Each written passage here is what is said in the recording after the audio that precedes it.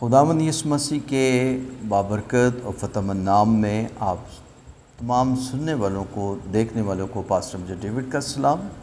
آئیے عزیزو، آج کا حوالہ ہم تلاوت کریں گے مقدس یوحنا کی معرفت لکھی گئی انجیل، اس کا 19 باب اس کی 26 آیت سے پڑھتے ہیں۔ یسوع نے اپنی ماں اور اس شاگرد کو جس سے محبت رکھتا تھا پاس کھڑے دیکھ کر ماں سے کہا کہ اے عورت، دیکھ تیرا بیٹا یہ ہے۔ پھر شاگرد سے کہا، دیکھ تیری ماں یہ ہے۔ اس وقت سے وہ شاگرد اسے اپنے گھر میں لے آیا۔ آئیے عزیزو، ہم خداوند کے کلام پر غور کریں گے۔ سب سے پہلے تمام دیکھنے والوں اور سننے والی ماؤں کو پاسٹر امجد ڈیوڈ کی طرف سے ہیپی مدرس ڈے۔ تمام ماؤں کو میں مبارکباد کہتا ہوں۔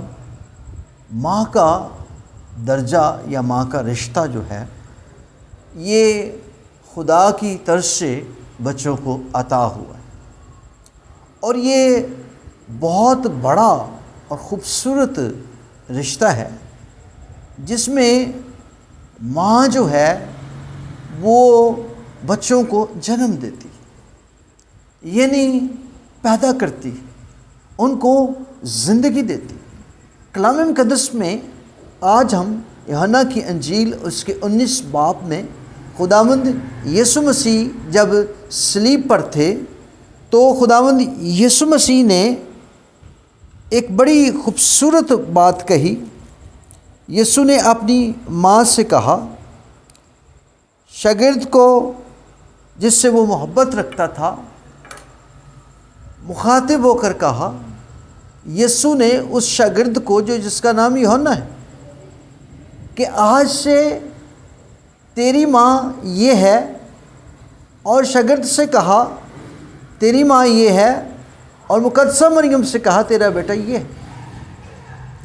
یہ صلیب پر یسوع مسیح کا تیسرا کلمہ بھی ہے، اور یسوع مسیح نے صلیب پر مصلوب ہوتے ہوئے اپنے اس رشتے کو قائم رکھنے کے لیے اس نے ایک شاگرد کا چناؤ کیا، لیکن کس شاگرد کا؟ 12 شاگردوں میں سے ایک شاگرد مقدس یوحنا تھا جو یسوع مسیح کے صلیب کے پاس تھا۔ باقی تمام شاگرد پراگندہ ہو چکے تھے، بھاگ چکے تھے، اور یہ شاگرد یسوع مسیح سے محبت رکھتا تھا۔ جو شخص محبت رکھتا ہے وہ رشتوں کو نبھا سکتا ہے۔ جس رشتے میں محبت نہیں ہے، وہ ماں کا ہے، باپ کا ہے، بہن بھائیوں کا ہے، وہ نہیں نبھا سکتا۔ یسوع مسیح نے ایسا کیوں کیا؟ کیونکہ یسوع مسیح کی شخصیت میں 2 شخصیت تھی۔ پہلی، وہ کامل خدا، پھر کامل انسان تھا۔